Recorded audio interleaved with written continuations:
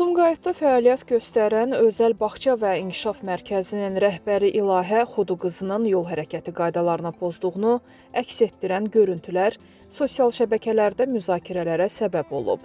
Videoda azyaşlının avtomobilin ön oturacağında təhlükəsizlik kəməri olmadan əyləşdiyi və sürücünün hərəkət zamanı diqqətsiz davranışlar sərgilədiyi görünür. Hadisə ilə bağlı Baş Dövlət Yol Polisi İdarəsi tərəfindən araşdırma aparıldığı bildirilib. Məsələ ilə bağlı avtomobili idarə edən İlahə Əliyeva News 24 AZA açıqlamasında bildirib ki, hadisənin baş verdiyi ərazi ictimai yol kimi istifadə olunsa da, faktiki olaraq məhəllədir.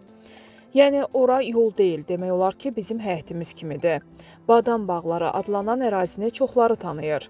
Mənim də orada evim var və hadisə baş verən vaxt sadəcə öz küçəmizdə hərəkət edirdim.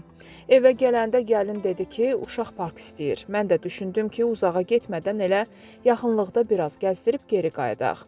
Maşına əyləşdik, uşaq isə ağlayaraq qabaqda oturmaq istədi. Mən də sakitləşdirmək üçün razılaşdım. Heç 150 metr məsafə qət etməmişdik. Hələ küçəmizdən belə çıxmamışdıq. Elə öz küçəmizin daxilində döndük, bir qədər yuxarı qalxıb yenidən aşağı endik.